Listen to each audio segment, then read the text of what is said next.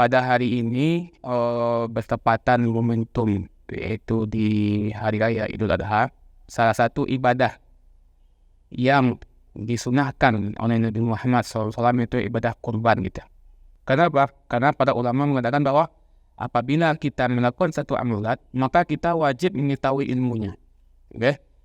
Sebagaimana disebutkan dalam hadis bahwa waktu menyembelih kurban dimulai dari terbitnya matahari dan setelah melakukan sholat id. Terus yang ketiga, kita mau berbicara tentang perserikatan dan kurban. Karena kan kalau umum kita tahu untuk kerbau itu 7 orang atau untuk 7 orang. Nah untuk satu kambing atau satu domba itu satu orang. Tidak ada serikatan dalam secara umum itu. Nah bagaimana kalau misalkan 1 ekor kambing itu kita niatkan untuk 7 orang? Karena Nabi pun pernah mengatakan 1 ekor kambing untuk satu keluarga ini. Bagaimana? Iya. Jadi sebagaimana yang ditetapkan dalam syariat bahwa 1 ekor kambing untuk 1 orang, okay? Dan 1 ekor sapi atau kerbau atau unta untuk 7 orang itu, okay? Dan ini ada dalilnya itu. Yang pertama apa? Yang kambing itu, yaitu ketika itu sahabat Abu Ayyub Al-Ansari ditanya tentang kaifa kanat ad-duhaya ala ahdi Rasulullah. Bagaimana ketika itu berkurban di zaman Rasulullah? Lalu berkatalah sahabat tadi, kana rajulu yudahi bisyah. 1 orang berkurban 1 ekor kambing. Okay? Wa an ahli baiti fayakuluna wa yut'imuna gitu. Nah, ini yang pertama, 1 ekor kambing untuk 1 orang itu.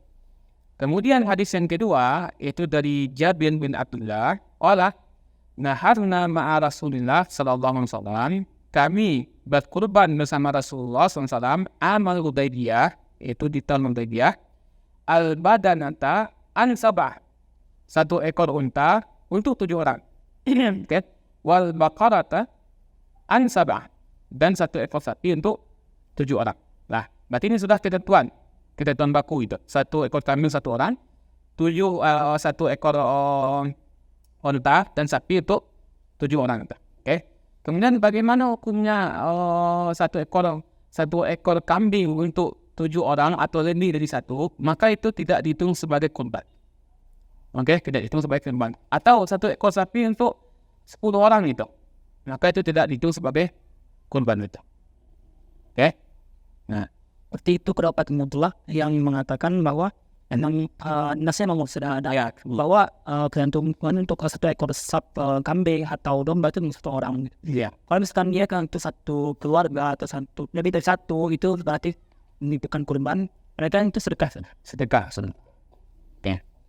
Tapi nanti ada yang berkaitan tentang ini, yang bagaimana yang dengan patungan gitu. Iya. Yang terjadi yang sekarang dan yang sering terjadi kan. Oke. Misalnya satu kelompok orang menyumbang beberapa uang itu, kemudian dibelikan 1 ekor kambing gitu. Oke. Pada hukum asalnya itu tidak dihitung sebagai kurban, tapi dihitung sebagai sedekah. Jadi maka solusinya buat yang patungan kan, untuk 1 ekor kambing yang banyak lebih dari 1 yang menyumbang, maka solusinya itu apa? Ditunjuk 1 orang, okay, atas nama dia. Kemudian pahalanya nanti diniatkan untuk yang menyumbang gitu. Maka ketika itu dia mendapatkan pahala kurban yang sangat besar daripada pahala sedekah biasa gitu. Okay? Nah, kemudian yang lain yang tidak ada namanya, maka dia telah membantu orang untuk berkurban gitu. Maka dia juga mendapatkan pahala yang sangat besar gitu. Oke. Maka dia sebutkan tadi yang antum sebutkan di hadis yang di awal bahwa Nabi berkurban untuk diri beliau dan untuk kerabat, bahkan untuk umat Islam gitu. Oke, dan untuk umat Islam itu.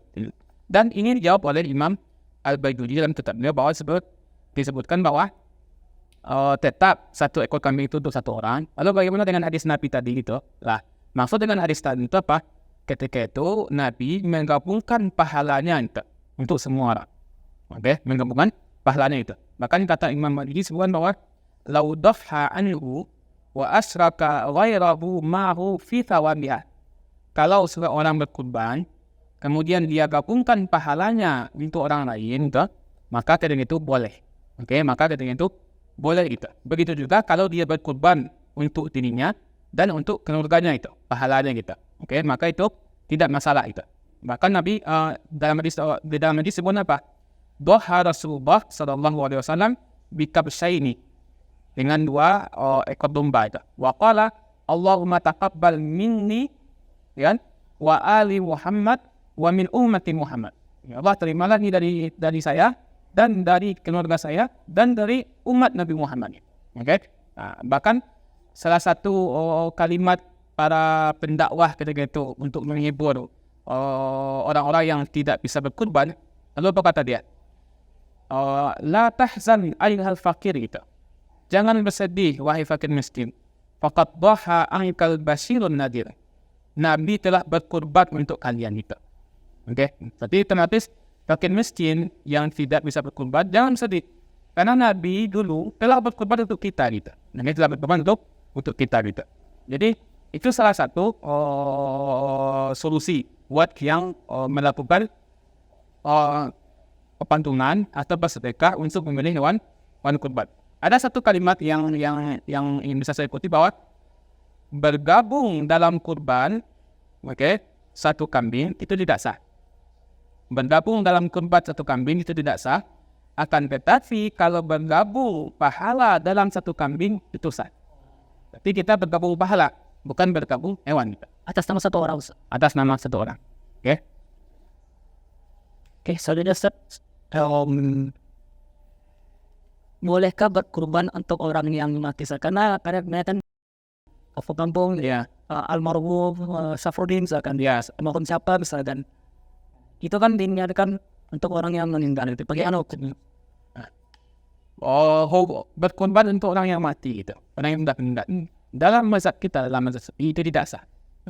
Tidak sah kecuali atas seizinnya. Berarti wasiat, Ustaz. Nah, itu. Kalau seizin si mayat, kan mungkin dia mengizinkan. Jadi gambarannya apa? Sebelum dia meninggal, dia mewasiatkan, tolong kurbankan untuk saya. Maka itu boleh. Kalau diwasiatkan atau diizinkan oleh si yang telah meninggal itu. Tapi kalau yang terjadi di zaman sekarang di kampung kita itu, ada pendapat yang lain mengatakan bahwa mazhab Hanafi dan Hambali mengatakan bahwa boleh berkurban untuk yang sudah meninggal dan menghadiahkan pahalanya gitu untuk si mayit, baik si mayit tadi mewasiatkan atau tidak. Oke? Tapi kalau dalam mazhab Maliki hukumnya makruh.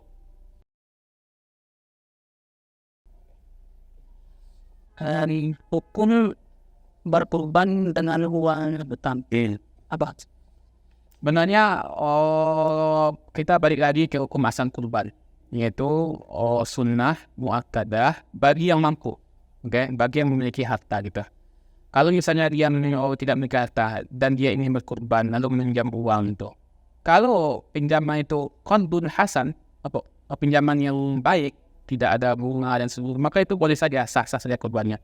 Tapi kalau kita sebutkan bahwa kalau dia memaksakan diri untuk meminjam uang supaya ikut kurban, maka itu juga tidak baik gitu. Kenapa? Karena dia memaksakan sesuatu yang tidak dia mesti lakukan gitu. Kenapa hukum kurban hukumnya sunnah gitu? Nah, kemudian kalau dia memaksakan diri untuk meminjam uang, maka ketika itu dia mewajibkan diri nanti untuk membayar hutang gitu. Maka sebisa mungkin seorang muslim atau seorang mukmin itu janganlah berhutang gitu. Sebisa mungkin gitu. Jadi kalau misalnya dia berkurban dengan meminjam uang, maka itu sah-sah saja. Nah, sebelum masuk ke syarat yang boleh, mungkin sekarang kan serang tren penyembelih yang selain orang yang berkurban ataupun panitia kurban atau mereka yang mengurusi segala sesuatu yang berkaitan dengan hewan kurban segala macam gitu. Mana ada bersama Ustaz? Menyembelih sendiri hewan kurban yang dia kurban atas itu atau disembelih orang lain? Disunahkan, dianjurkan orang yang berkurban yang langsung turun tangan menyembelih hewan. Kalau dia bisa, kalau dia mampu. Karena berdasarkan dengan yang telah dilakukan oleh Nabi ketika itu langsung menyembelih hewan kurbannya gitu. Jadi bagi kita yang berkurban dan kita paham dan mampu untuk menyembelihnya, maka ketika itu disunahkan kita langsung untuk menyembelihnya. Oke. Kemudian bahkan para ulama ketika itu memberikan pengecualian, kecuali bagi perempuan, bagi yang tidak mampu gitu, maka disunahkan ketika itu untuk mewakilkan. Oke, mewakilkan kita. Kenapa? Kalau perempuan langsung turun tangan maka itu susah bagi dia gitu. Oke. Maka disunahkan untuk mewakilkan kepada orang yang mampu gitu. Oke, untuk menyembelih kita. Kemudian disunahkan orang-orang yang menyembelih kurban apa? Orang muslim gitu. Oke. Dan orang muslim ini lebih afdal. Tapi kalau orang yang selain Islam, boleh tak dia menyembelih hewan kurban atau menyembelih hewan? Boleh dengan syarat ahli kitab. Berarti sekarang enggak ada kan gitu. Ya. Kalau selain ahli kitab, maka tidak boleh. Seperti orang yang tidak ada agamanya, orang yang Majusi. Oke. Maka ketika itu diutamakan adalah orang Islam itu. Oke. Kemudian nanti ada sifat-sifat yang lain gitu. Bahwa seorang menyembelih baik itu dia menyembelih hewan kurbannya sendiri atau menyembelih menyembelih hewan kurban yang diwakilkan kepada dia itu. Oke. Salah satunya lah niat itu. Ini sangat penting itu. Niat dalam mazhab kita, dalam mazhab Syafi'i, niat ketika kurban adalah ketika seorang menyembelih hewan. Oke. Jadi kalau kita berkurban, kita menyembelih hewan, maka ketika menyembelih di situ kita niat itu. Oke, di situ kita niat itu. Nah, ini dalam mazhab kita, dalam mazhab Syafi'i itu. Kalau dalam mazhab lain itu, kalau dalam mazhab lain, niatnya itu yaitu pendapat mayoritas ulama, niatnya itu dari saat dia menentukan hewan sampai waktu penyembelihan. Oke. Kalau kita lihat di dua pendapat ini antara Syafi'iyah dan mayoritas yang lain, maka yang lebih mudah adalah pendapatnya jumhur. Ya, niat itu panjang. Dari kita membeli hewan atau menentukan ini hewan kurban saya, berarti ketika itu dia berniat. Maka untuk di zaman sekarang, untuk bagi masyarakat, untuk panitia kurban itu, oke? Kalau mungkin kan kadang di satu masjid ada kurban itu sekitar 10 ekor, 20 gitu. Maka tukang sembelih yang panitia itu kadang ketika menyembelih itu kan kadang lupa, dia berniat itu, oke? Maka dia boleh mengambil pendapatnya jumhur, yaitu berniat itu boleh sebelum menyembelih, ketika dia menentukan itu. Kalau dia mengambil pendapat Syafi'i menyembelih harus ketika berniat harus ketika menyembelih, maka nanti dikhawatirkan bagi panitia nanti di hewan yang terakhir dia udah lupa gitu misalnya itu, maka dia tidak sah kurbannya itu. Maka ketika itu boleh kita mengambil pendapat jumhur ulama mengatakan bahwa niat itu luas dari kita membeli hewan sampai nanti waktu penyembelihan. Dan kalau kita mewakilkan kepada panitia, maka niat pun harus diwakilkan kepada panitia. Maka panitia nanti kalau kita mengambil pendapat Syafi'iyah, maka panitia ketika menyembelih harus berniat untuk si fulan misalnya itu. Ini itu harusnya saat pribadi atau bisa secara keseluruhan misalnya. Misalkan di masjid Al-Falah, si penyembelih meniatkan menyembelih untuk seluruh peserta kurban di masjid Al-Falah, seperti itu. Apakah enggak itu? Niat itu buat perorangan itu. Perorangan. Ya, oke. Jadi di sapi ini 7 orang siapa aja itu. Oh gitu. Okay. Jadi ini kurban untuk si fulan itu. Oke. Kemudian satu lagi, salah satu sunnah ya kan yang banyak petikan lah membaca basmalah ketika sembelih. Oke. At-tasmiyah dalam mazhab kita itu hukumnya sunnah. Kalaupun kita tidak membaca basmalah itu atau tidak menyebutkan apapun itu, maka hewan pun halal gitu. Oke, sah. Oke. Benar-benar tinggal pendapatnya Hanafiyah. Mengatakan bahwa basmalah ini hukumnya wajib. Kalau dia tinggalkan basmalah dengan sengaja, maka hewan ini tidak halal. Kalau dia tinggalkan karena lupa, maka boleh. Oke. Tapi kalau Malikiyah pun berbeda pendapat. Ada pendapat. Tapi yang kuat dalam mazhab Maliki wajib membaca basmalah itu. Oke, wajib membaca basmalah. suatu ketika ketika saya MTS ya, teman saya itu ada yang punya panjang. Nah, ketika pemeriksaan dia bilang, ini sunnah ketika berkurban gitu. Bagi orang berkurban itu disunahkan untuk tidak memotong kuku atau mencukur rambut gitu. Apakah itu hukumnya sunnah atau wajib atau bagaimana? Saya tidak tahu. Oke.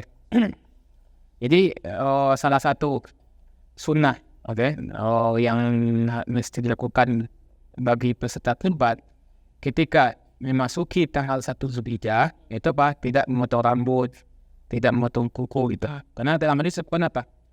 Qala Rasulullah SAW, man kana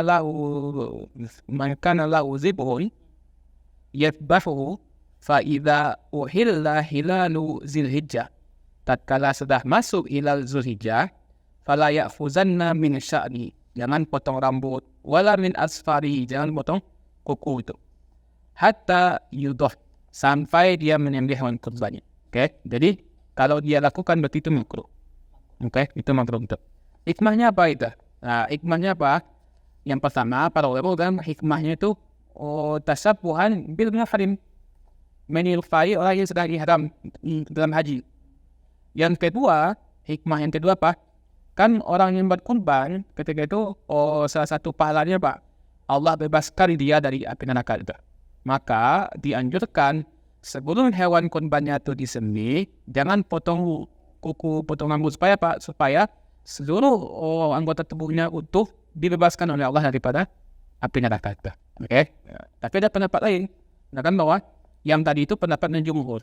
Tapi kalau pendapat Hanabilah, katanya itu haram yang motong. Haram yang motong. Gitu. Itu pendapatnya dalam mazhab Hambali. Kita sekarang kita masuk ke problema itu tentang panitia kurban. Kadang kita berpatokan kepada apa terjadi di zaman Nabi Muhammad SAW. Apakah ada sejarah di zaman Nabi Muhammad SAW panitia kurban? Jadi dalam permasalahan fikih yang mesti kita cari yang pertama itulah takyiful fikih, landasan fikih. Jadi kepanitiaan kurban yang ada di zaman sekarang itu landasan fikihnya apa? Maksud landasan fikihnya apa? Kita cari di permasalahan bab fikih, kepanitiaan ini masuk bab apa itu? Ternyata setelah dikaji, maka kepanitiaan kurban masuk kepada bab al-wakalah. Bab wakalah, mewakilkan itu. Mewakilkan sesuatu kepada orang lain itu. Jadi seolah panitia adalah sebagai wakil itu. Maka peserta kurban sebagai wakil yang mewakilkan urusannya itu. Saya wakilkan kepada panitia untuk membeli hewan kurban, menyembelihnya, kemudian membaginya gitu. Maka inilah bab al-wakalah itu. Otomatis, bagaimana kita lihat di cerita fikih, hukum asal dari wakalah itu hukumnya jais, hukumnya mubah gitu. Hukumnya mubah gitu. Bahkan tadi yang saya sebutkan di awal bahwa bahkan kalau misalnya dia tidak mampu untuk menyembelih, maka sunnah bagi dia untuk mewakilkan orang lain untuk menyembelihnya atau untuk mengurusi semua urusan dalam penyembelihan hewan kurban gitu. Bahkan dalam perwakilan penyembelihan hewan kurban itu sudah ada di zaman Nabi kita. Itu sudah ada di zaman Nabi. Bahkan kata Nabi apa? Hadis Nabi yang dinukilkan oleh Imam Al-Bajuri disebutkan bahwa wa yusannu liman wakkala fi zid'iha, disunahkan bagi yang mewakilkan dalam menyembelih hewan kurban ayyashhadaha, untuk menyaksikannya itu. Nah, berarti ini sudah disebutkan bahwa bagi yang mewakilkan disunahkan untuk menyaksikan hewan kurban itu disembelih. Nah, kenapa? Li'annahu sallallahu alaihi wasallam qala li Fatimah, Nabi pernah berkata kepada Sayyidah Fatimah apa? Qumi ila udhiyatinki fa ashhadiha. Lihatlah hewan kurbanmu dan saksikanlah ketika dia disembelih itu. Karena apa? Fa innahu bi awwali qatratin min dammiha yughfaru laki ma salafa min dzunubiki. Kenapa? Setiap tetesan darah yang mengalir dari hewan kurban itu, itulah ampunan dari setiap dosa yang telah kita lakukan itu. Oke, jadi kepada inilah babnya itu bab al-wakalah. Oke, bab al-wakalah. Karena istilahnya jasa dari menanggap kurban yang telah memotong dan segala macam, apakah boleh diberi upah dengan daging atau isian yang ada di angkuri? Oke, ini permasalahan sangat tersebar di kalangan masyarakat dan juga menjadi bahan pertikaian itu di kalangan masyarakat itu. Kadang ada pemikiran yang mengambil bagian sebagai upah itu, mengambil kulit, kaki, kepala dan seterusnya itu. Oke. Secara hukum asal, oke, hewan kurban tidak boleh dijadikan sebagai upah. Kenapa? Karena kalau dijadikan sebagai upah itu fi makna bay'. Oke? Jadi seolah kita membeli jasa orang itu dengan tadi hewan kurban. Sedangkan syariat itu mengharamkan hewan kurban ini untuk dijual. Contoh, saya berkurban 1 ekor kambing, kemudian saya dapat daging, kemudian saya jual, maka itu haram. Tidak boleh. Lalu saya beri upah tukang daging atau tukang jagal itu dengan 1 bungkus daging kurban, maka itu juga haram. Kenapa? Memberi upah itu sama saja dengan akad jual beli. Oke, semua akad jual beli. Lalu bagaimana kita memberi upah buat pekerja atau buat penitia? Dengan dana lain. Tidak boleh dari bagian dari hewan kurban. Bagian apapun. Kalau uang boleh? Kalau uang boleh. Tapi uangnya ini uang yang terpisah gitu. Maksudnya? Yang bukan dari bagian dari hewan kurban itu. Ini. Oke, bukan dari bagian hewan kurban. Dan ini juga terjadi di zamannya Sayyidina Ali. Ketika itu satu riwayat dari Imam Ali mengatakan apa? Qala amarani Rasulullah sallallahu alaihi wasallam an aquma ala butni. Saya diperintah Nabi untuk menyembelih atau untuk mengurusi hewan kurbannya itu. Oke. Kemudian wa an atasaddaqa bilahmiha wa juludiha wa ajillatiha. Dan saya disuruh juga untuk mensedekahkan gitu. Oke. Kulitnya, daging-dagingnya gitu, dan bagian-bagian tubuhnya gitu. Kemudian apa kata Sayyidina Ali? Wa alla u'tiyal jazzar minha. Dan saya tidak boleh memberikan tukang jagal atau tukang potong bagian dari daging hewan kurban sebagai upah. Oke, sebagai upah. Lalu berkata Sayyidina Ali, qala nahnu nu'tihi min indina. Kami beri upah tukang jagal tadi yaitu dari uang kami, bukan dari daging hewan kurban kita. Oke, bukan dari daging hewan kurban. Lalu di kampung-kampung itu kan ada sistem kupon, kan itu. Semua kalau dia bekerja dia dapat kupon gitu. Nah, apakah itu upah gitu? Nah, gitu. Jadi ini tergantung kepada di setiap daerah, setiap kampung gitu. Jadi solusinya apa? Kupon ini tujuannya itu apa? Untuk menertibkan pembagian daging. Oke, menertibkan pembagian daging itu. Jadi kalau misalnya yang pekerja dapat kupon, maka itulah bagian jatah daging dia, bukan sebagai upah, tapi sebagai sedekah. Kalau kita jadikan kupon ini sebagai upah, itu haram, tidak boleh. Ya, karena kan kupon itu nggak hanya terbatas pada pekerja. Ya, semuanya dapat itu. Dan semuanya dapat. Oke. Tadi kan Ustaz sudah mengatakan bahwa kupon itu gunanya untuk menertibkan pemakaian hewan kurban juga.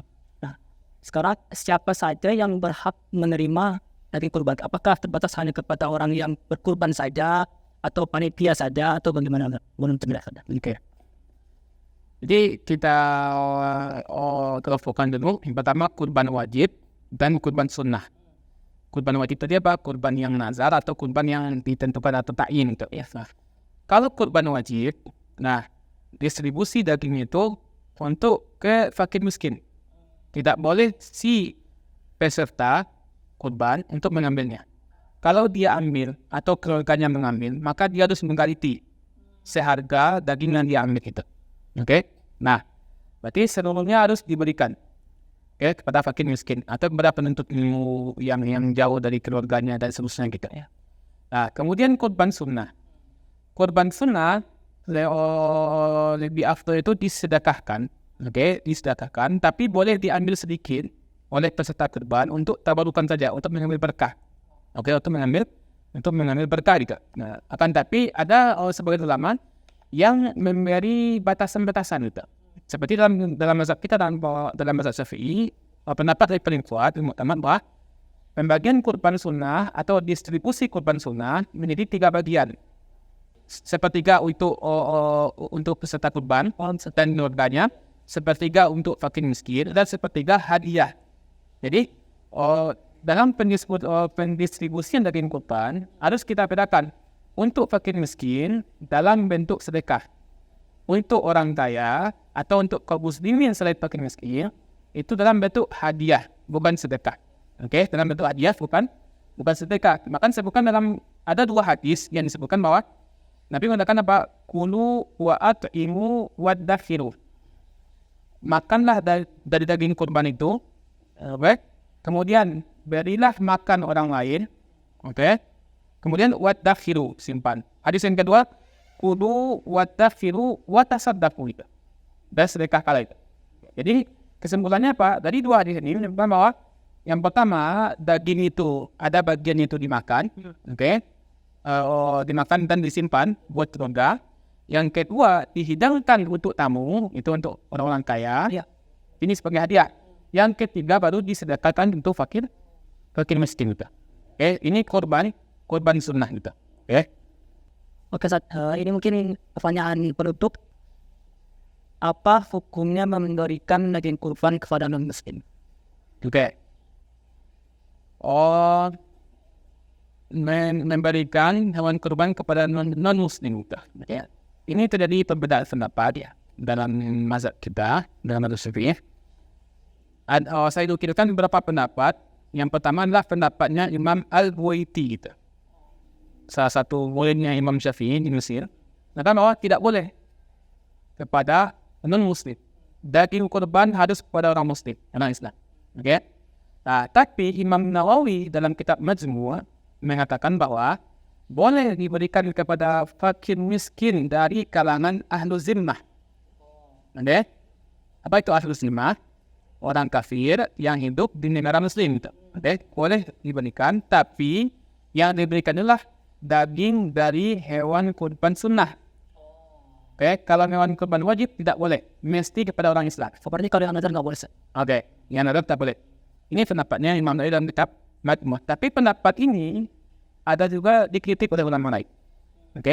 Tapi Imam Al-Banjuri menukilkan pendapat bahwa yang muhtamad adalah tidak boleh diberikan kepada ahlu zimmah. Baik itu kurbannya itu kurban wajib ataupun kurban sunnah itu. Bahkan kata Imam Al-Banjuri mengatakan bahwa bahkan kalau orang fakir mendapat sedekah daging kurban atau orang kaya mendapat hadiah daging kurban, lalu dia berikan kepada orang muslim, maka itu juga tidak boleh. Maka itu tidak boleh. Alasannya kenapa? Karena daging kurban adalah jamuan dari Allah. Sebenarnya kata ulama apa? Annal udhiyata diyafatullahi lil muslimin itu. Jamuan Allah untuk kaum muslimin itu. Ahlu zimmah ini bisa kategorikan kalau ambil sampel di Indonesia. Apakah kita boleh membandingkan daging kurban kepada non-muslim di Indonesia? Karena kan apakah Indonesia termasuk daerah yang zimmi atau bagaimana? Kan kita balik lagi ke pengertian az-zimmi. Zimmi itu orang yang hidup di kalangan orang Islam dan dia membayar pajak. Maka ahlu zimmi misalnya di Indonesia, maka itu termasuk ahlu zimmah gitu. Ahlu zimmah itu. Maka kalau misalnya antum nanti bertanya tentang fatwa gitu, boleh nggak kita memberikan hewan daging kurban kepada tetangga kita yang non muslim gitu? Maka mungkin bisa kita mengambil pendapat yang membolehkan. Karena apa? Untuk menghargai atau untuk supaya menjaga hubungan baik. Menjaga hubungan baik antara satu negara gitu. Satu negara. Oke, terima kasih pemirsa yang telah menyaksikan YouTube KMM Mesir di segmen Tanya Ustadz. Oke, jangan lupa saksikan terus YouTube KMM Mesir karena kami masih akan terus menyajikan tayangan-tayangan yang bermanfaat dan edukatif. Sampai video ini terekam, alhamdulillah KMM Mesir telah mendapatkan 1 ekor sapi. Semoga siapa yang berkorban dengan KMM Mesir dan berkorban secara umum mendapatkan ganjaran sisi Allah Subhanahu wa taala. Amin ya rabbal alamin. Kami mengucapkan selamat Hari Raya Idul Adha 1440 Fatih Hijriah. Minal aizin wal faizin, mohon maaf lahir dan batin. Sekian, Assalamualaikum warahmatullahi wabarakatuh.